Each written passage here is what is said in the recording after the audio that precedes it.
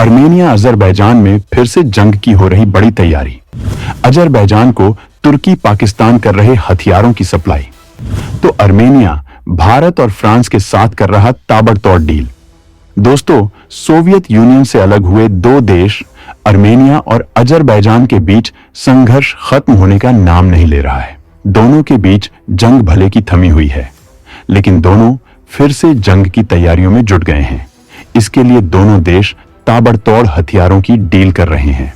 Azerbaijan जहां तुर्की, Pakistan, Uzbekistan, Kazakhstan और Serbia के साथ सैन्य करार किया हुआ है, वहीं अर्मेनिया ने भारत, फ्रांस, ग्रीस और साइप्रस जैसे देशों के साथ रक्षा संबंधों को मजबूत किया है। अर्मेनिया आज के वक्त में भारत का बहुत बड़ा रक्षा आयातक बन चुका है। उसने भारत से कई ऐसे हथियार हासिल किए हैं जिनकी वजह से अजरबैजान की हालत खराब हो रही है। अजरबैजान इन घातक हथियारों से थर्रा उठा है। वो अर्मेनिया के खिलाफ लगातार अपना रक्षा बजट भी बढ़ाता जा रहा है। तो भारत के किन हथियारों की वजह से अर्मेनिया के दुश्मन की दिक्कतें बढ़ गई हैं और अर्मेनिया और अजरबैजान के बीच विवाद का क्या है इतिहास, इस बारे में सब कुछ जानने के लिए वीडियो को अंत तक देखिए।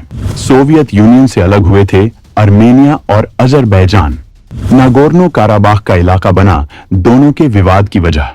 अर्मेनिया और अजरबैजान अपने रक्षा बजट में इजाफा करके लगातार घातक हथियारों का जखीरा बढ़ा रहे हैं।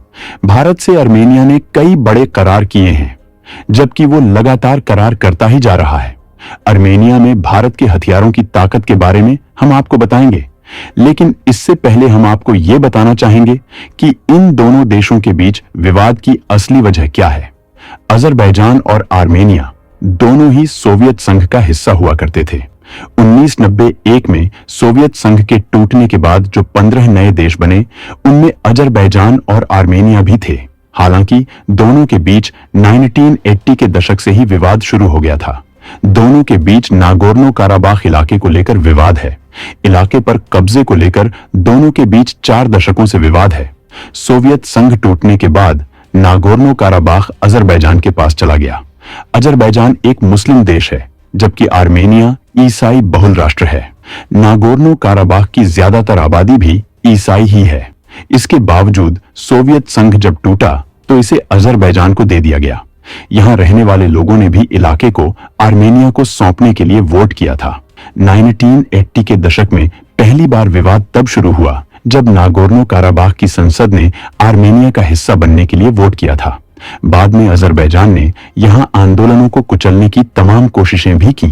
सोवियत संघ टूटने के बाद 1994 में दोनों देशों के बीच भयंकर जंग हुई और लाखों लोग पलायन को मजबूर हो गए, जबकि जंग में हजारों लोगों की मौत भी हुई। युद्ध विराम के बाद भी दोनों देशों में तनाव बना ही रहा। युद्ध विराम से पहले नागोर्नो काराबाख पर आर्मेनिया की सेना का कब्जा हो गया था, लेकिन युद्ध विराम के बाद ये इलाका अजरबैजान का ही बना रहा। पर अब यहां अजरबैजान के खिलाफ आंदोलन होने लगा। 2020 की जंग में 50,000 लोग मारे गए, लेकिन हालत जस के तस बने हुए हैं। तुर्की, पाकिस्तान इस जंग को भड़काने में लगे हुए हैं। तुर्की नेटो का सदस्य देश है, जबकि आर्मेनिया को रूस का समर्थन है। अजरबैजान को तुर्की के समर्थन की पहली वजह तो यह है कि तुर्की के राष्ट्रपति को मुस्लिम देशों का खलीफा बनना है, जबकि अजरबैजान की बड़ी आबादी तुर्क मूल की है। तुर्की के मुताबिक दोनों देश दो देश एक राष्ट्र की तरह हैं। वहीं रूस लंबे वक्त से यूक्रेन के साथ जंग में फंसे होने की वजह से अर्मेनिया को मदद नहीं दे पा रहा था। ऐसे में उसे एक ऐसे देश की तलाश थी जो उसे दमदार हथियारों की सप्लाई कर सके, जबकि ये हथियार किफायती भी होने जरूरी थे। ऐसे में भारत उसके लिए अच्छा विकल्प बनकर उभरा है और भारत के हथियारों की वजह से अब वो अजरबैजान पर भारी पड़ रहा है। अर्मेनिया ने भारत के साथ की थी $250 मिलियन की डील। तमाम घातक हथियारों के साथ भारत ने ट्रेनिंग का भी किया करार। अर्मेनिया और अजरबैजान दोनों अपने हथियारों के जखीरे में नए नए घातक हथियार शामिल करने के लिए इतने बेताब हैं कि दोनों लगातार अपना रक्षा बजट बढ़ा रहे हैं। आर्मेनिया का रक्षा बजट 2020 में $669 मिलियन का था, जो 2021 में $678 मिलियन और 2024 के लिए बजट $1.4 बिलियन हो गया है। अजरबैजान ने भी अपना रक्षा बजट बढ़ा दिया है। 2020 में अजरबैजान का सैन्य बजट 2.2 बिलियन डॉलर था, जो 2024 में बढ़कर 3.7 बिलियन डॉलर कर दिया गया है। भारत ने आर्मेनिया को वैसे तो कई घातक हथियारों की सप्लाई की है, जबकि आर्मेनिया कई दूसरे हथियार भी भारत से हासिल करना चाहता है। जबकि आर्मेनिया अपने सुखोई विमानों का अपग्रेडेशन भी करना चाहता है, जिससे वो इन विमानों का जंग में इस्तेमाल कर सके। भारत अपने सुखोई विमानों का अपग्रेडेशन कर रहा है, जिसके तहत वो इन विमानों की घातक मिसाइलें और तकनीक इनबिल्ट कर रहा है। इसे देखकर ही आर्मेनिया भी भारत से अपने विमानों के अपग्रेडेशन की बात कर रहा है, जबकि आर्मेनिया भारत के पिनाका ATAGS आकाश सिस्टम का भी करार किया हुआ है, जो बेहद भयंकर हैं। इनकी ताकत को हम ग्राफिक्स के जरिए समझते हैं। Pinaka multiple launcher rocket system है। ये स्वदेशी और ऑटोमेटिक हथियार है। इसमें हर लॉन्चर में 214 मिलीमीटर के 12 रॉकेट होते हैं। पिनाका रॉकेट्स की स्पीड 5757 किलोमीटर प्रति घंटा है। ये 1 सेकंड में 1.61 किलोमीटर प्रति घंटा की स्पीड से हमला कर सकता है। DRDO ने पिनाका के 3 वेरिएंट तैयार कर लिए हैं। इनमें पहला है पिनाका MK1, जो 44 सेकंड में 12 रॉकेट दागता है, यानी हर 4 सेकंड में 1 रॉकेट। 214 कैलिबर के इस लॉन्चर से एक के बाद एक 12 पिनाका रॉकेट दागे जा सकते हैं।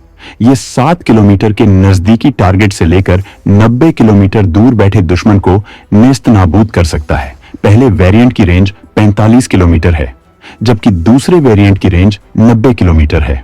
वहीं जिस नए वेरिएंट के लिए DRDO काम कर रहा है, उसकी रेंज 120 किलोमीटर होगी, जबकि इसे आगे चलकर 300 किलोमीटर तक बढ़ाया जाएगा। इस लॉन्चर की लंबाई 16 फीट 3 इंच से लेकर 23 फीट 7 इंच तक है। इसकी खास बात यह है कि इसे हर मौसम और हालत में इस्तेमाल किया जा सकता है। इसको पहाड़ी और मैदानी दोनों इलाकों में इस्तेमाल किया जा सकता है। टाटा ट्रक पर माउंट होने के कारण Pinaka multi barrel rocket launcher को आसानी से ट्रांसपोर्ट किया जा सकता है। जबकि ATAGS भयंकर तोपें हैं। ऑर्डिनेंस फैक्ट्री बोर्ड और टाटा वव कल्याणी समूह ये हथियार बनाते हैं। इसका वजन करीब 18 टन है। 155 मिलीमीटर व 52 कैलिबर वाली इस गन की मारक क्षमता 48 किलोमीटर तक की है। दुनिया में अब तक इस रेंज की कोई तोप नहीं है। इस कैलिबर की गन में इतनी दूरी तक हमला करने का यह विश्व रिकॉर्ड है। यह gun fire and forget system पर काम करती है, यानी अपने टारगेट को पहले से फिक्स करके उस पर बिल्कुल सटीक हमला करती है। इसके अलावा ये दिन और रात में दनादन बिना किसी दिक्कत के गोले दाग सकती है। जबकि आकाश डिफेंस सिस्टम एक बेहद घातक डिफेंस सिस्टम है। इसे DRDO ने तैयार किया है। इसको अत्याधुनिक तकनीकों से अपग्रेड किया जा चुका है, जबकि ये एक मिसाइल से 4 टारगेट को तबाह करने की ताकत रखता है। ये क्षमता रखने वाला भारत दुनिया का एकमात्र देश है। तो दोस्तों, आर्मेनिया में भारत के हथियारों का दम देखकर आपको कैसा लगा, कमेंट में जरूर बताएं।